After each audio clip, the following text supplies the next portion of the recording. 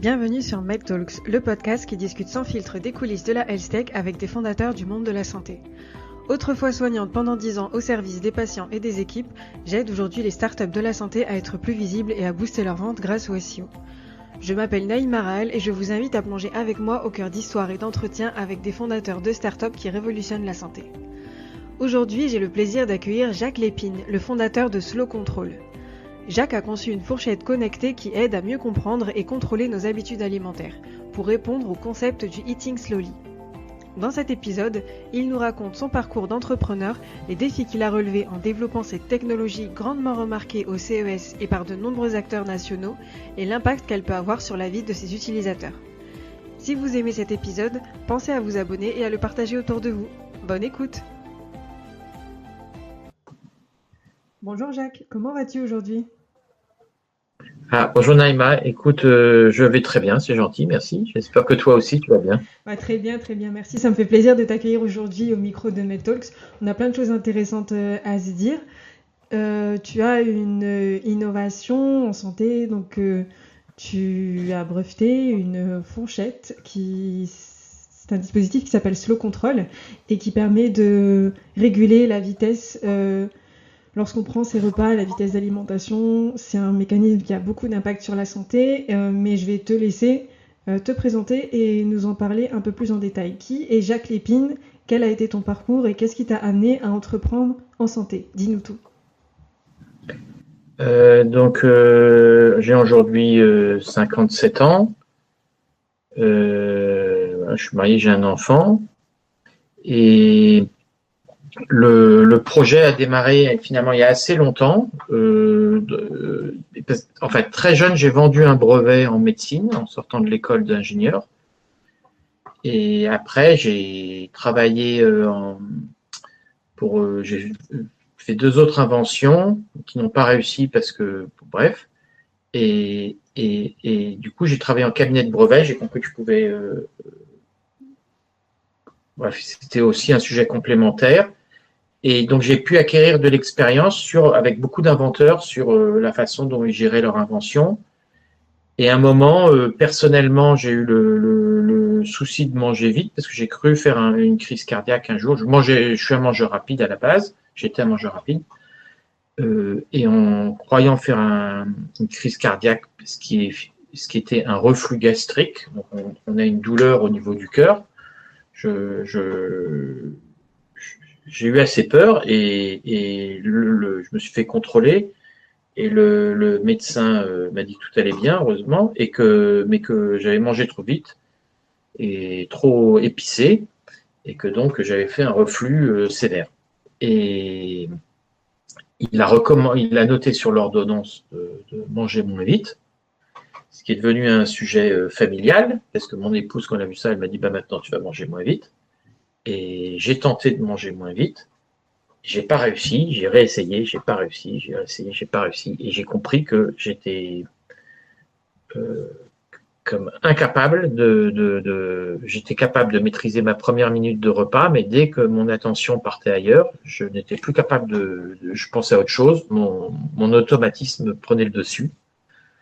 Et voilà, donc j'ai pensé que j'aurais aimé donc reprendre le contrôle sur cet automatisme. Et j'ai cherché des solutions, et puis un jour,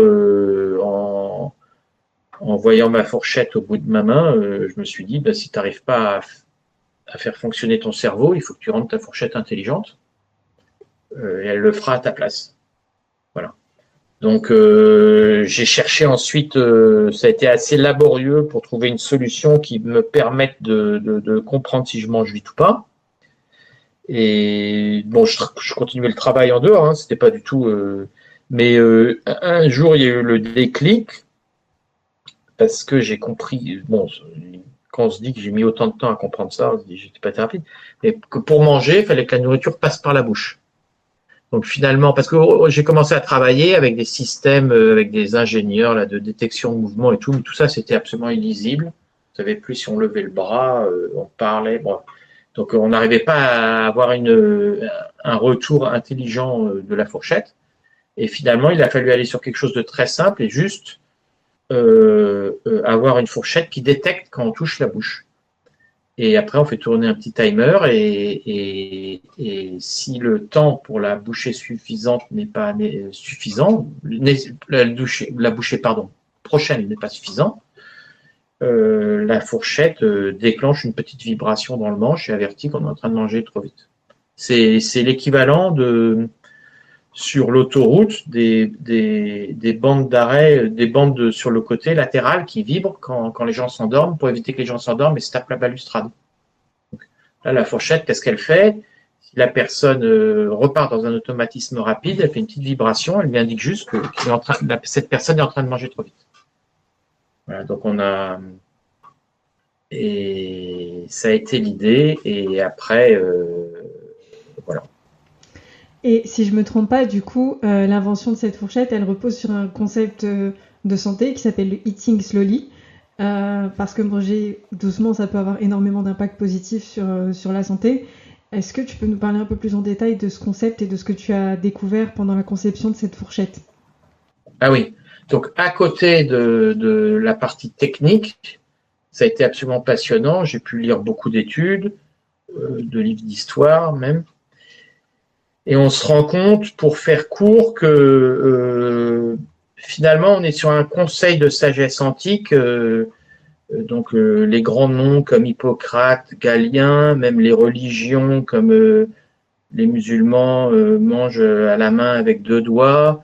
On s'aperçoit que c'est un conseil de sagesse qui revient. Et même si on réfléchit, on se dit si Hippocrate, donc Hippocrate, ça doit être vers moins 300 avant Jésus-Christ, recommande de manger lentement.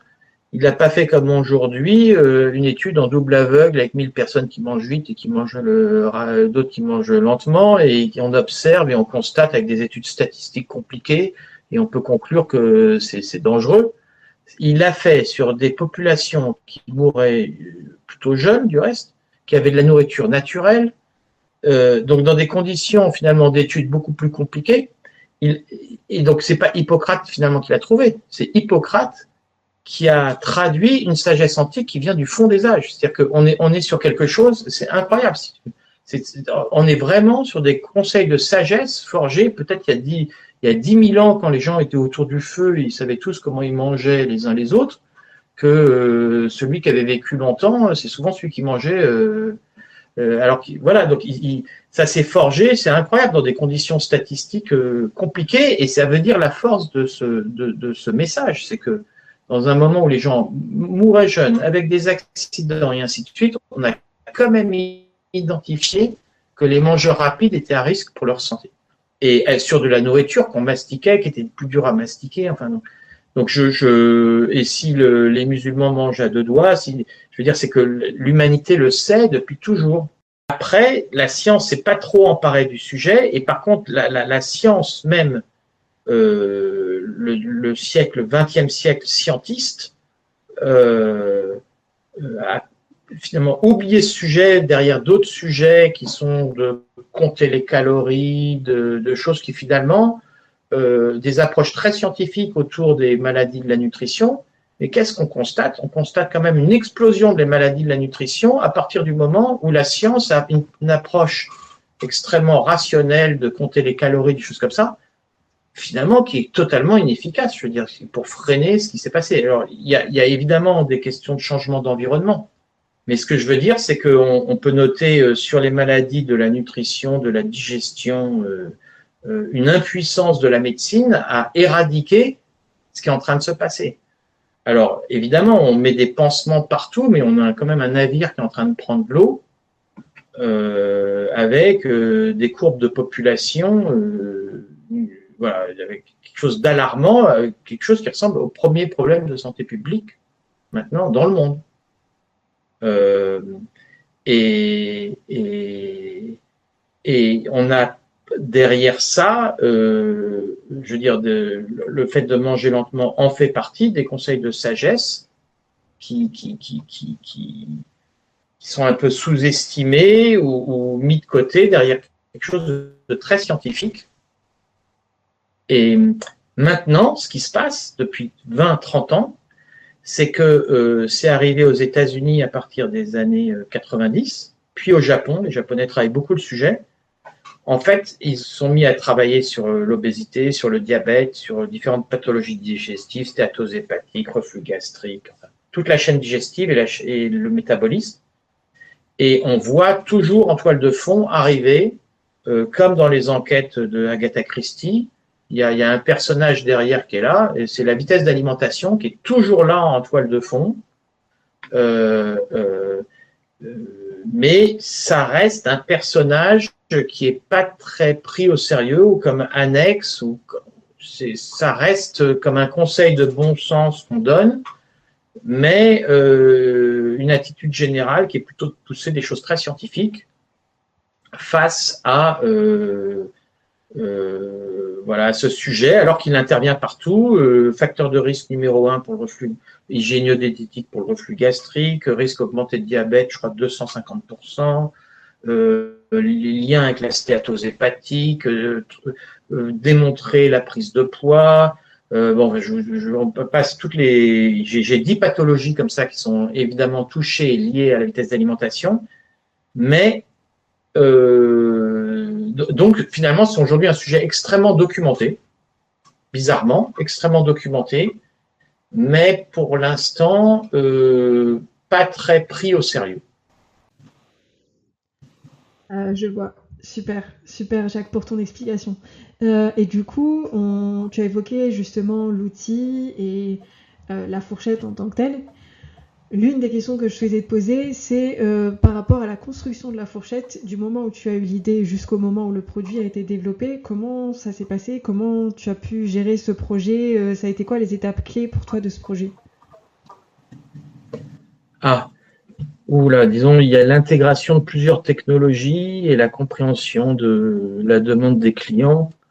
Donc, c'était plus long que ce que j'imaginais, beaucoup plus long. Et à chaque fois que j'ai l'impression de faire un paysage de montagne où je passe un col, je me dis c'est bon, je suis arrivé sur la montagne, et puis hop, on a un autre col, et puis un autre col et un autre col. Donc, c'est plusieurs étapes. Et à chaque fois, au client, envoyé au client, le client fait des retours. Il faut être placé dans les prix, dans les choses. Donc, je ne sais pas si on a envie de rentrer dans le détail de tout ce qui m'est arrivé, mais disons, j'ai d'abord eu la fonction. Ensuite, il a fallu. Il y a plus de 60 000 personnes qui l'ont utilisé maintenant, ma fourchette. Donc, les premiers retours clients, bizarrement, ça a été qu'il l'utilisait beaucoup plus que j'imaginais et que finalement, à l'époque, les piles lithium-ion, c'est des batteries, duraient que 1 an et qu'ils demandaient 2 ans de garantie. Donc, on est tombé sur un problème. Ensuite, on est tombé sur un autre problème, c'est de réussir bref, on est parti trop technologique au début. Aujourd'hui, on est sur finalement le grand effort, c'est je vois beaucoup de sociétés technologie vont vers plus de technologie, plus d'intelligence artificielle, plus de choses. Et moi, j'ai moins de en fait, je vais vers le stylo bic. Il faut que j'aille vers des choses extrêmement rustiques, pas chères, solides, faciles. Et ça, c'est aussi un effort parce qu'il faut trouver les fournisseurs, les astuces techniques, les architectures, même parce qu'il y a de la mécanique, il y a de l'inox, il y a du plastique, il y a de l'électronique, il y a tout ça, il y a des chargeurs. Et donc, mon effort a été d'aller vers le simple. Et voilà. Donc, tu dis que tu as eu beaucoup de retours utilisateurs. Est-ce que tu as un process en particulier pour intégrer les retours au produit quand on te suggère de changer ou d'améliorer le produit? Tu le vois, dans mon cas, tu le vois très vite. C'est-à-dire que si tu le vois très vite avec les vagues qui arrivent quand tu lances le produit, certains, celle de la batterie lithium, c'est venu au bout de 1 an, après 500 repas, mais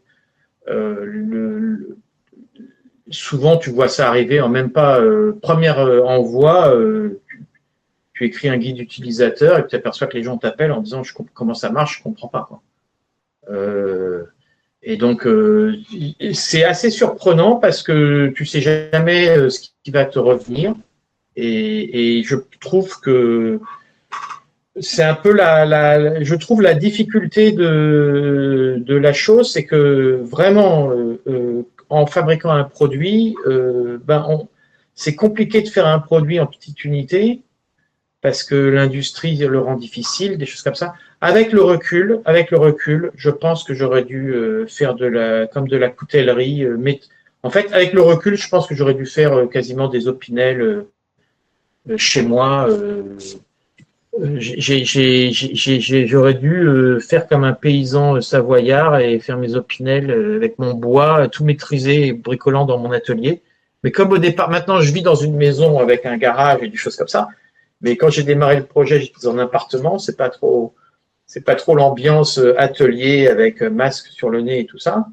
Et ben avec le recul, je pense que vraiment le côté garage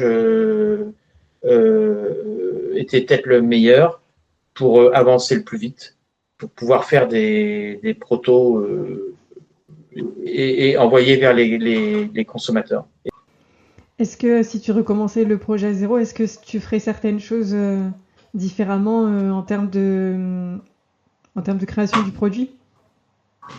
Ah bah d'abord, les outils dont on dispose aujourd'hui sont complètement différents. Je trouve que ce qu'il y a avec les logiciels maintenant d'intelligence artificielle, de choses comme ça, on peut. J'entendais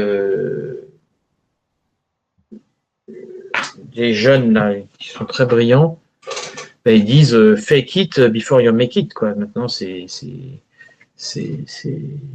on peut tellement faire du fake et tester les réponses avant que je crois que c'est ça. Bon, et après, c'est vrai que dans le produit, il faut réussir techniquement à réaliser les choses et tout, mais ce qui est particulier dans mon cas, je suis pas sûr que ce soit le cas de beaucoup de tes auditeurs, c'est que peut-être en médecine, il n'y a pas de côté client final qui donne son avis. Quand on pique un client avec une aiguille, c'est l'infirmière qui, quoi qu'il y a un client qui est peut-être l'infirmière qui va dire que l'aiguille est bien conçue ou pas bien conçue, mais moi j'avais un problème d'appréciation du client final et d'évolution d'intégration de la technologie là-dedans. Donc c'est finalement une problématique de produits de grande consommation qui s'applique à un produit de santé. Donc il y a un peu une double difficulté. C'est-à-dire que par la santé, il y a une forme d'éducation pour convaincre les prescripteurs de l'utilité de la chose, et pour les clients, il y a la difficulté du produit de grande consommation. J'avais pas compris, j'ai cumulé deux difficultés sur ce projet. Je pense que le projet a une portée énorme. Dans le monde entier, il y a plein de gens qui mangent vite. Ça touche plein de maladies. Mais le temps et les difficultés pour arriver où je suis, j'avais sous-estimé. Et voilà. Et maintenant, on arrive à un moment où on a franchi ces étapes. C'est une nouvelle partie de la vie de l'entreprise. Et donc, du coup, ce que j'entends aussi, c'est que ça doit être assez délicat de gérer la croissance et le SAV avec un produit comme le tien. Comment ça se passe à ton niveau? Est-ce que la croissance, c'est un challenge tout particulier? Alors, à chaque fois, j'étais trop optimiste. J'ai cru que la génération d'après, ça allait être bon. Et à chaque fois, je suis tombé sur un problème que j'avais pas anticipé. J'ai eu, au début, le premier produit, les gens me renvoyaient pas trop parce qu'il était vendu à travers de la prescription. Pour te donner, essentiellement à travers de la prescription, sauf que la prescription, elle est un peu molle parce que, bon, c'est d'autres sujets dont on parlera, pourquoi les gens prescrivent ou pas, et la force de rappel des visiteurs médicaux et tout. Et puis, donc j'ai eu ce souci de batterie qui durait pas assez longtemps, donc ça a été corrigé. J'ai eu un deuxième produit. Il y a une fille qui me faisait vraiment beaucoup de publicité parce que elle était contente. Elle a été interviewée par des journalistes. On a une émission formidable, un reportage sur France 5. Elle témoignait de l'arrêt de ses soucis digestifs avec 2 médecins qui me soutenaient. La explosion des ventes. Donc j'étais content, sauf que 8 jours après, explosion des retours SAV sur de la clientèle grand public, qui est beaucoup plus difficile que la clientèle qui arrive par la recommandation médicale. C'est-à-dire que les gens qui arrivent par le grand public, ils lisent pas le guide utilisateur. Ils arrivent, en fait, j'ai vendu sur Amazon finalement. Les gens sur Amazon, il y a un comportement d'achat assez brutal et de retour assez brutal. Et j'avais pas anticipé ce problème. Ce que je n'ai pas, si c'est un nutritionniste qui recommande l'outil à quelqu'un, les gens vont faire attention. Et puis puis ils vont parler avec leur nutritionniste, on va gérer le SAV, bon, on va y avoir de la relation humaine, on va dire. Mais si tout d'un coup je me mets à faire, je sais pas, 1000 ventes sur Amazon, ben les gens vont faire des commentaires dégueulasses sans même me parler et dire que c'est un scandale que ça passe pas au lave-vaisselle. Alors j'ai dit sur le guide utilisateur que ça passait pas au lave-vaisselle. J'ai pas dit en assez gros. Voilà. Donc il faut que tu te prennes les vagues dans la figure, je sais pas quoi te dire. Et puis moi peut-être une erreur, tu vois, ça a été Amazon. Je pense que bon, pardon de parler de ce réseau de distribution, mais en fait, faut vraiment être au niveau pour y aller, quoi. Parce que si t'es pas au niveau et que tu te prends des boosts de vente, c'est compliqué. Hein. C'est compliqué. Si on en revient au produit, tu as évoqué tout à l'heure les retours utilisateurs.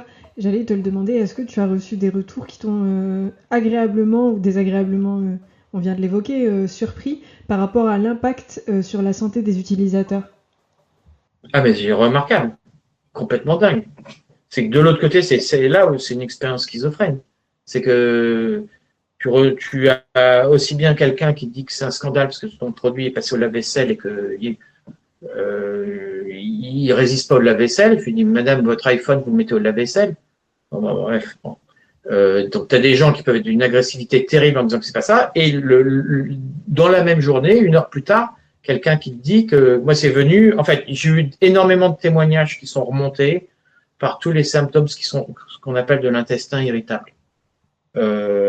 C'est arrivé au début. La première dame, je m'en souviens très bien. Il y a une dame qui m'a dit j'ai plus d'acné. Mais quand on entend quelqu'un avec la voix, on sent bien que. Mais vous avez quel âge? Enfin, j'avais 40 ans, je crois, cette dame.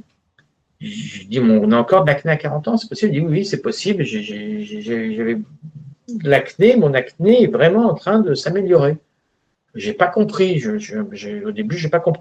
Il y a une autre dame qui m'a appelé, qui m'a dit mon arthrose du poignet, quand même, c'est mieux. Bref, il y a différents symptômes. Pour que je réfléchisse et que je me rende compte que tout le tableau qu'elle décrivait ressemblait comme 2 coups d'eau au tableau de l'inflammation intestinale.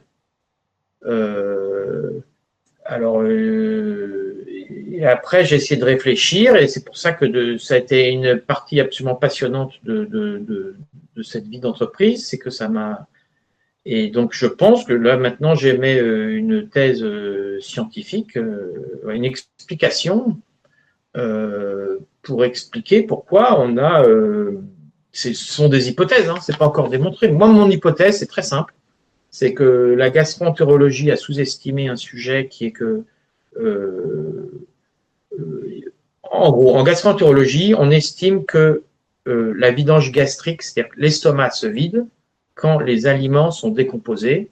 Et ça se trouve notamment dans les cours de médecine, que l'estomac se vide et ne laisse pas passer des aliments plus gros que 3 mm de la vidange gastrique. Ça, c'est ce qui est enseigné même en France aujourd'hui. Hein. Et on s'aperçoit que ça, c'est probablement complètement faux. D'abord parce que si on lit les études, c'est un sujet, si tu veux, qui est à peine évoqué dans les cours, qui n'est pas pensé comme important. Et je pense que donc on peut pas reprocher au professeur de ça. Ça doit lui prendre 20 secondes dans un cours qui dure des dizaines d'heures. En fait, le sujet, c'est comme quand je te dis que la vitesse d'alimentation le sous-estime, le sujet n'est pas vu comme important. J'avais une autre question pour toi, Jacques. C'est une question que je pose souvent. Est-ce qu'il y a des technologies en santé actuellement qui t'inspirent ou que tu suis particulièrement? Je suis l'actualité autour des médicaments parce que peut-être un espoir pour. J'espère que. En bref, il y a toute une classe de médicaments qui sort aujourd'hui qui s'appelle des antagonistes GLP-1, là, qui agissent sur le poids, sur tous les nouveaux médicaments qui agissent sur le poids ou sur même ils parlent de la stéatose, de beaucoup de choses. Je pense, je me dis que peut-être dans 5-10 ans, il y aura une action complémentaire. J'espère qu'un jour, les deux mondes pourront se tendre la main et se tenir la main. C'est-à-dire que en action complémentaire de médicaments, ça améliorera le périmètre d'action des médicaments, la prise des médicaments, les contre-indications. Je trouve que ça va très bien de pair. Donc, voilà, ça m'intéresse de suivre cette actualité parce que je vois qu'ils abordent la question d'une autre façon. Sont complètement des autres business models. Voilà, c'est autre chose, mais ils agissent sur les mêmes malades par des biais, on va dire, complémentaires. Et donc, ça m'intéresse scientifiquement pour ça. Et parce que je pense que des ponts vont se créer sur ces sujets. C'est pas absurde du tout de penser que mon outil, un jour, soit utilisé par ces gens-là. J'espère. J'espère qu'ils seront éclairés ou que l'économie ira dans ce sens. Enfin, les forces iront dans ce sens. Pas que pour moi, voilà, je pense que ce serait bien. Si on revient un peu à Slow Control, pour toi, quels sont les plus grands obstacles que tu dois surmonter aujourd'hui pour développer Slow Control et lui donner la direction que tu souhaites lui donner?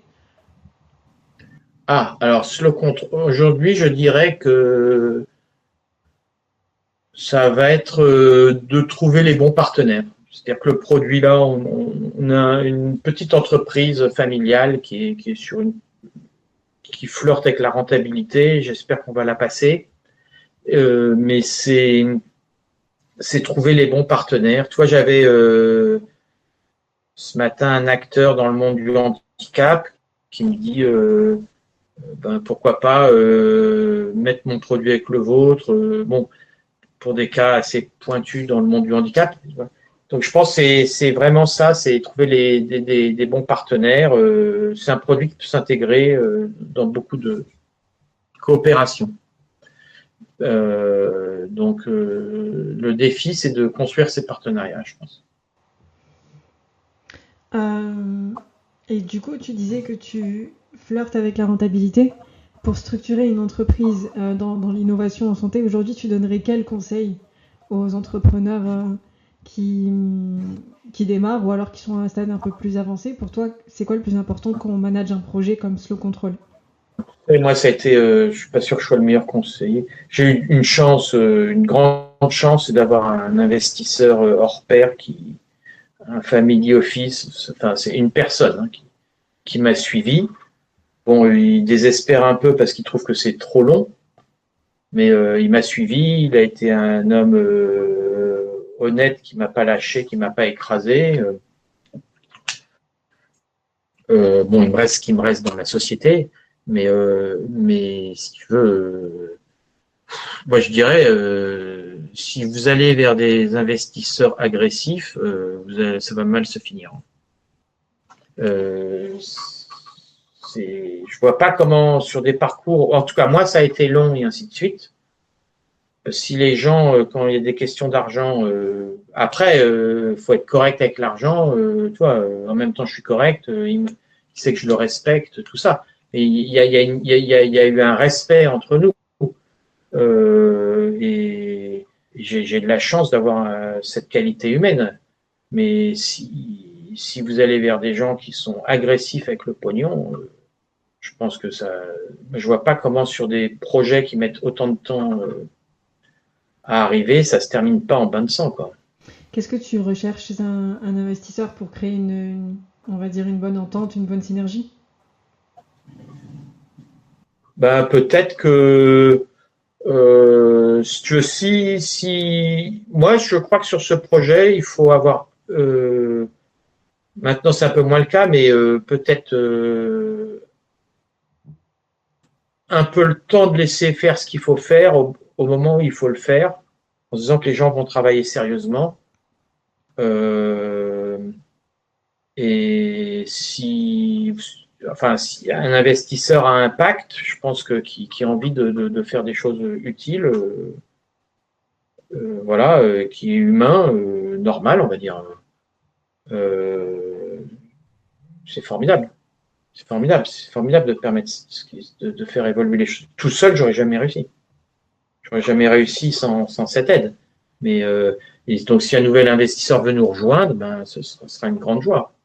Mais on va avancer comme on peut avancer et on peut avoir des avancées du reste assez brutales même qui arrivent parce que moi je vois que après il y a des choses mais dans la brutalité du monde qu'on vit, j'ai pas envie d'avoir des gens brutaux, j'ai envie d'avoir des gens respectueux.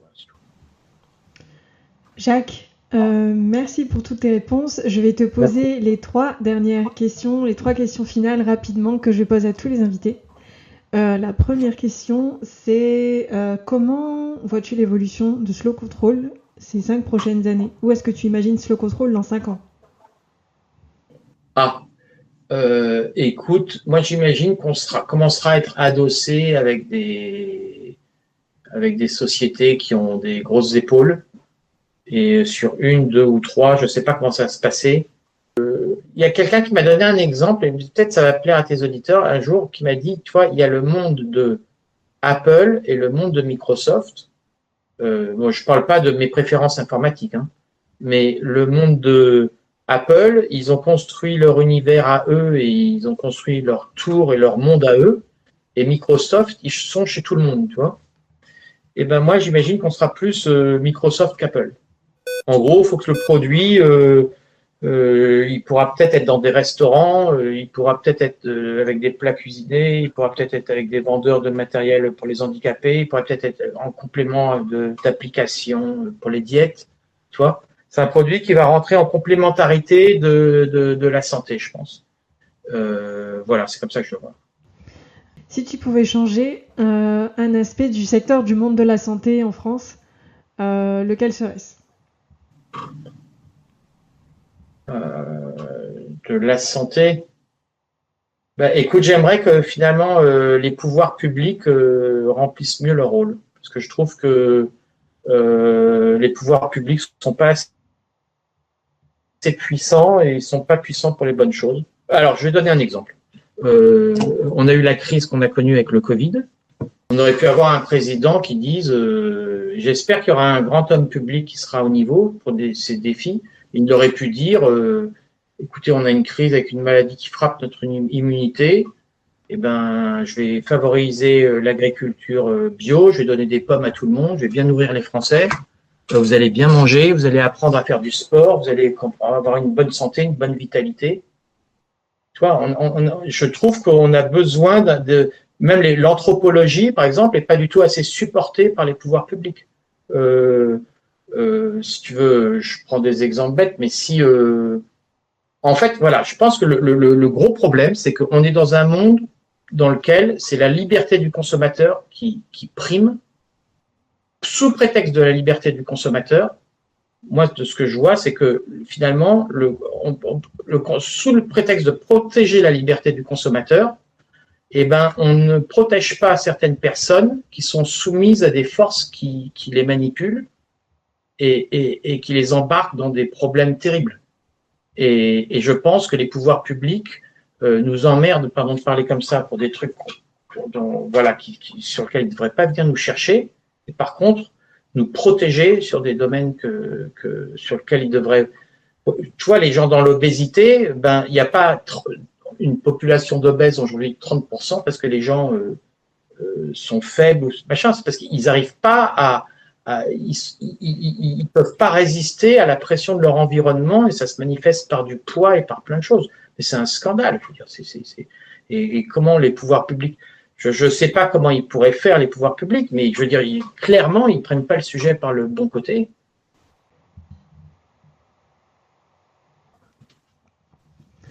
Dernière question de cette interview, Jacques.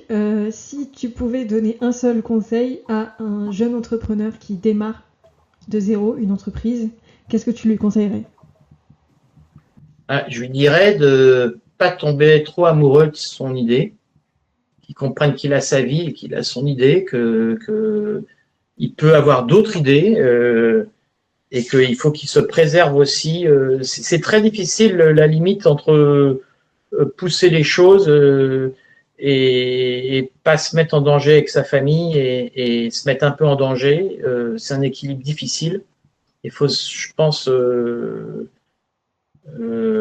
voilà, il y a des choses qu'on peut faire, il y a d'autres choses qu'on peut pas faire et c'est bien de prendre des risques, mais c'est pas facile. Hein. Je veux dire, mais pas trop tomber amoureux de son idée et en même temps, il faut tomber amoureux de son idée pour être convaincu et la pousser comme je fais. Mais voilà, je trouve que